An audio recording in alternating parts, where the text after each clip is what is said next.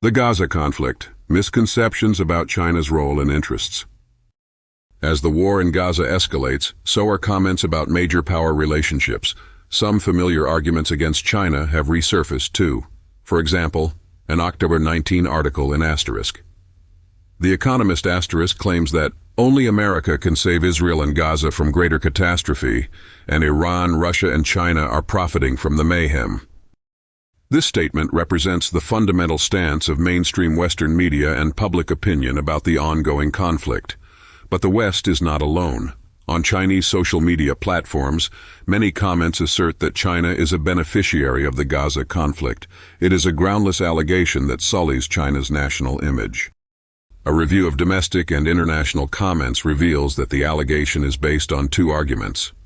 First, China can take advantage of the large-scale humanitarian crisis in Gaza to blame America's Middle East policy, as well as its hypocritical double standards, thereby weakening its international reputation. Second, the Gaza conflict, or a greater Middle East crisis in the future, could plunge the United States into the chaos of the Middle East again, thus reducing China's strategic pressure in the Indo-Pacific region. These arguments are extremely deceptive. They seem simple and reasonable on the surface but cannot withstand scrutiny.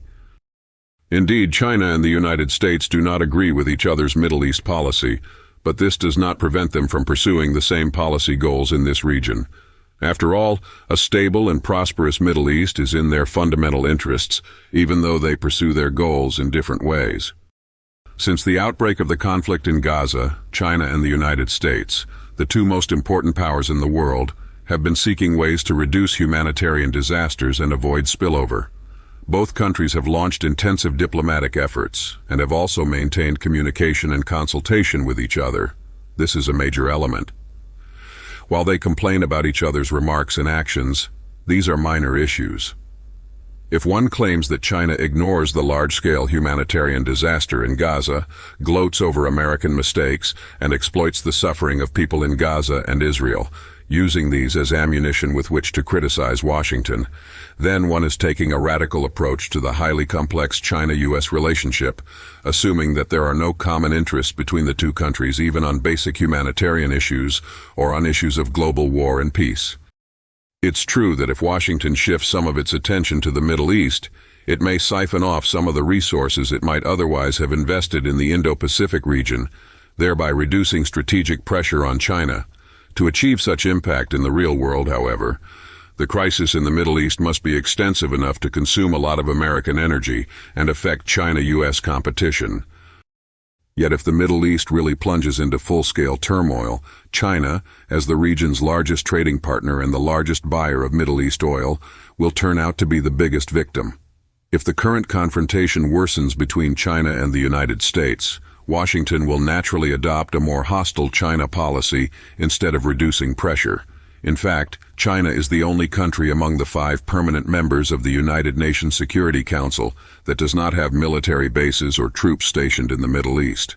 In other words, its influence on the emergence and scale of crises in the region is limited. The fact is, like other major powers, China has been a victim of every crisis in the Middle East. In 1990, when Iraq invaded Kuwait, China evacuated 10,000 workers from the two countries, or 75% of all the Chinese workers in the Middle East, and suffered a direct economic loss of $2 billion. When projects undertaken by Chinese companies are taken into account, its total loss would amount to $20 billion. The same is true for the conflict in Gaza, where the lives and property of Chinese citizens are under threat. Currently, the conflict has left 4 Chinese citizens dead, 2 injured, and 4 missing.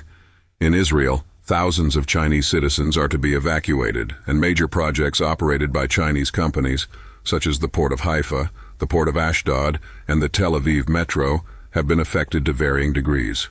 At present, the international oil price has risen from $80 to $90 per barrel, and because China imports approximately 1 billion barrels of crude oil every day, it loses $1 billion every day, no small number.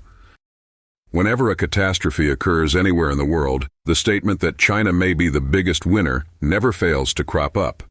This is not only a manifestation of the hegemony of Western discourse, but is also the result of the rampant spread of specious views on China in recent years.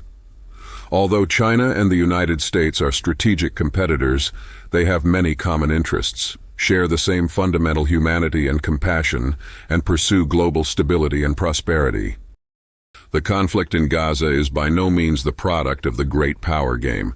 It is a disaster for the people of the Middle East and all mankind, and consequently it doesn't make sense to interpret it through the lens of the China-US rivalry.